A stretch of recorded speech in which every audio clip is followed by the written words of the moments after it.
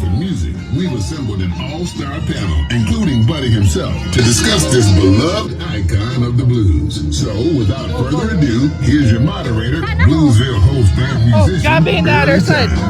Hey, we'd like to welcome everybody here to the Buddy Guy 85th birthday roundtable, and we're celebrating with Buddy, and we've got some friends, colleagues, admirers here. We'll just take a quick introduction of some of the people with us today. First of all, we got Tom Hambridge on this meeting, and Tom has been very helpful to Buddy for many years as a songwriter and a producer and confidant, I guess you could say, to Buddy. And Tom, welcome. We're grateful to have you with us today.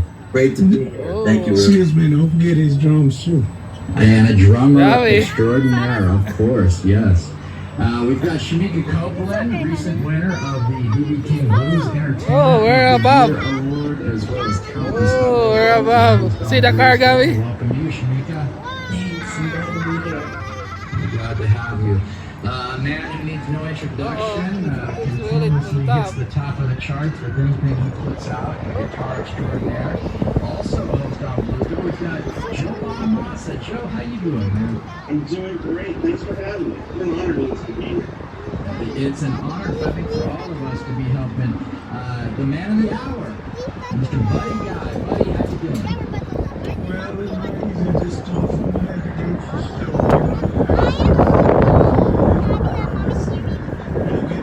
Oh my goodness. Not us. Well, let's take it from the start. Tell us a little more about where you're born and raised.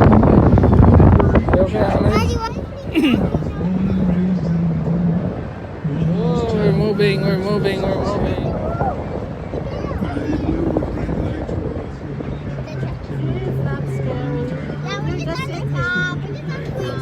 Gabby's gonna do alone in the other one after this. May tao pa yan eh, naglulot pa yan. Hi Alex. Paano mo ikakarga yung iba kung didiretso? Woo! On the top. See that? Oh, there's some people in here too. There's some people in the next. Oh my goodness. Oh, we're coming down. We're coming down. We're coming down.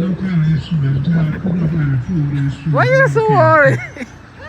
And so, when did you get your first guitar? Well, I tried to make it at first with a lighter fluid can. I would take screen wire and stretch it, but you couldn't finger that because it would break.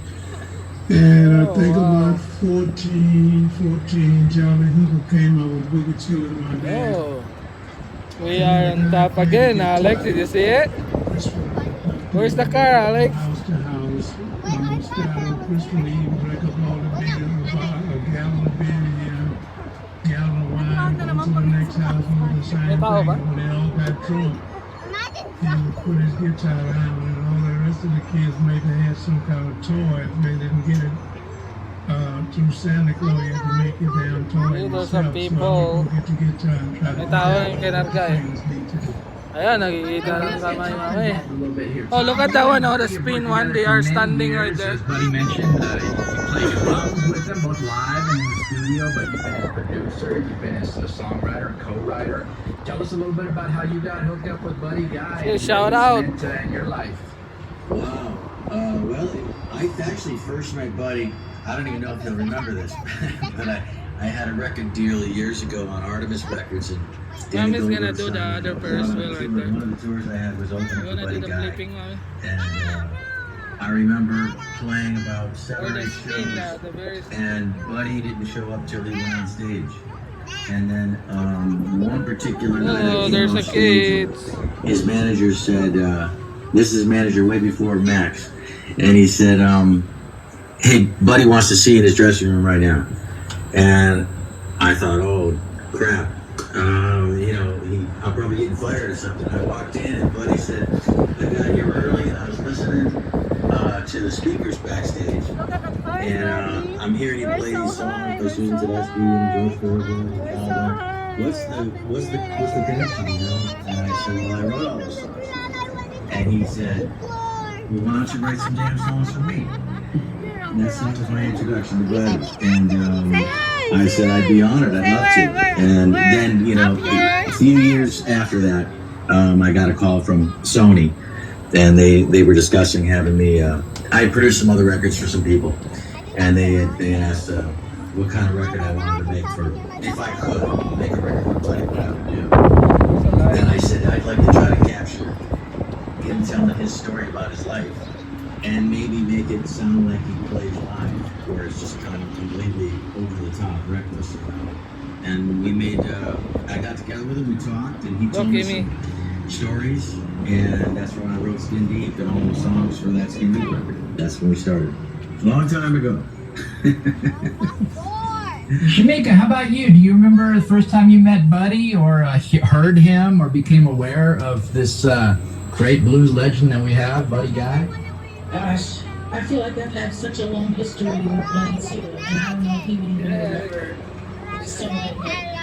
One of my first introductions to him was my first record came out, and one of the first gigs I did was playing at his club, Legends in Chicago, when I was actually too young to be in the club, so they had a little area roped off for me that I had to be in, because they had, you know, to deal with all sorts of kinds of liquor laws and stuff like that.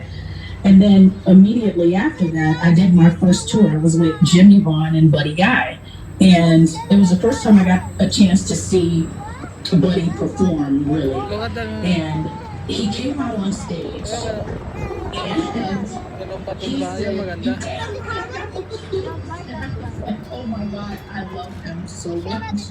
It was just incredible. And I got a chance to watch him every night after that.